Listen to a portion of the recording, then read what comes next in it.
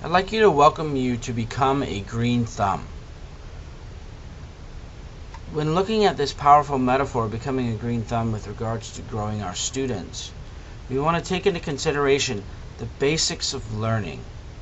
Alright? And the green thumb metaphor, for those of you who might not know, is green thumbs are individuals who are able to grow plants really successfully and help them to grow to their full potential and understand what their possibilities are given a certain environment. In the beginning of this class, I'd like you to consider this idea of multiple literacies. Alright, we talk about literacy usually in the sense of reading a book, alright, or reading a magazine, or reading a web page, or something like that. But literacy is much more powerful than just text. I'd like you to start thinking about reading yourself, reading your social environment, reading your ecological environment, the things that are in place in your environment. So if you're thinking about this in terms of the classroom, you begin to read the classroom not only in a textual way, but also all the things that are around inside the classroom. First, recognize that all students can learn.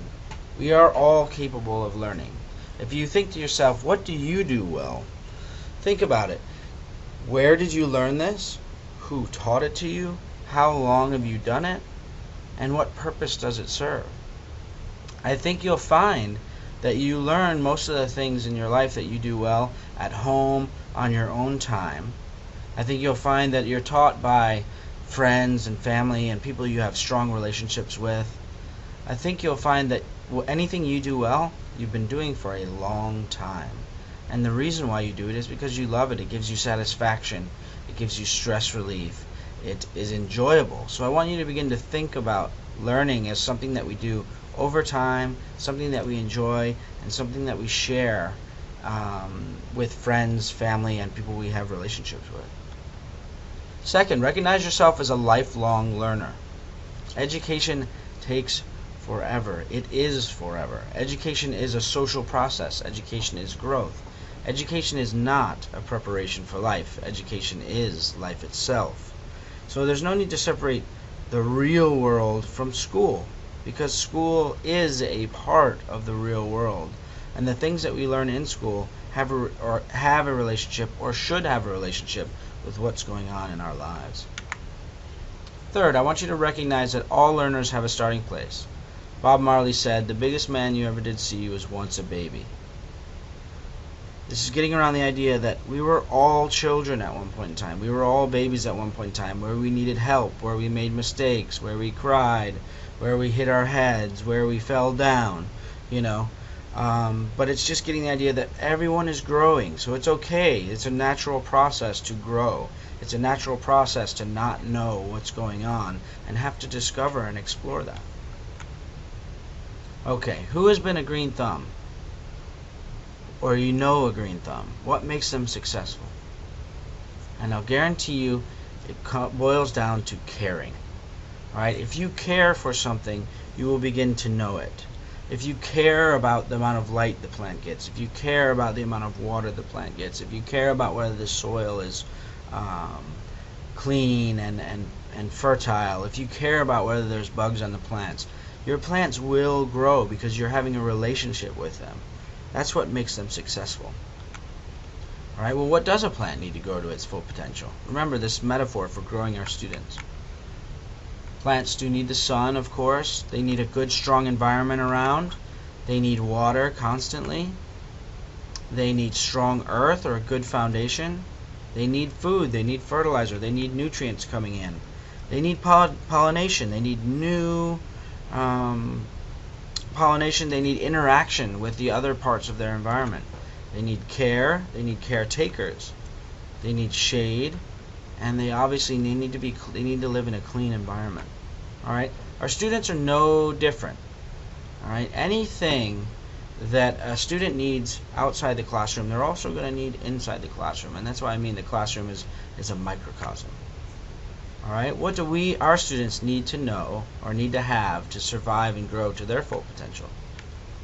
Alright, I think there's about 20 basic human needs. There's probably many more, but these are some pretty basic ones. Students need to feel comfortable in the classroom. Students need to have fresh air, or they need to have air at a decent temperature, or they need to have moving air. But that's very important. Nobody likes to sit in a stagnant place. Students need to have food, whether that's breakfast in the morning and lunch in the afternoon, or depending on the age level, a snack in between. Students need to have sleep. If you're sleepy and you think about yourself as a learner, how ready are you for learning if you don't have a good night's sleep? Students need new ideas coming in. Students need to have rules and routines and structure. If you think about the way you live your life, you live it in a pretty routine way, and that helps you feel safe. If you think about the rules we have on the highways and the rules we have on the roads, why do we have those rules? Because it helps us feel safe. So we're all on the same page. We know what we're doing. We can execute because we're safe. Alright? Students need to have boundaries. You need to have strong relationships. You think about all of us and how much time we give to our relationships. It's really important. Affection, praise, belonging, community and family, opportunity to succeed, recognition and praise. That's an excellent job you're doing. Thank you so much for doing that for me.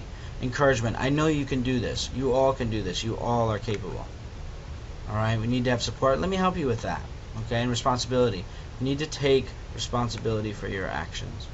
And then independence, that freedom to go out and explore the world on your own. Alright, this is Maslow's hierarchy of needs, and research has shown these basic stuff. Things that we know from our street knowledge have also been supported by research in labs or in social settings. Alright, it's pretty basic that there are some basic life needs, and as you move up the chart, that's where you see that students begin to grow and reach fulfillment, is when all of their other needs are met. Then they'll be ready to learn. Alright, once needs are met, learning starts with desire. So we have to remember to develop desire in our students' hearts. And we need to create that solid connection, because that's the number one reason for the acquisition of new knowledge. Alright? But desire is not enough. There must be magic teaching. So let's look at where teaching and learning meet. When this PowerPoint finishes, I want you guys to go and watch the Yoda Wisdom video. I think you should have a link in your module. Alright? And remember, Yoda says that it's always with you that cannot be done. Okay? It's very much your mindset that can stop you. We have to unlearn that we're not good at things and be prepared to learn. Okay? We shouldn't try to learn something, but we should do it, and as you do it, you will learn. Alright? Make sure you're building relationships and you're learning from them, and use the force. So if you do not believe, you will fail.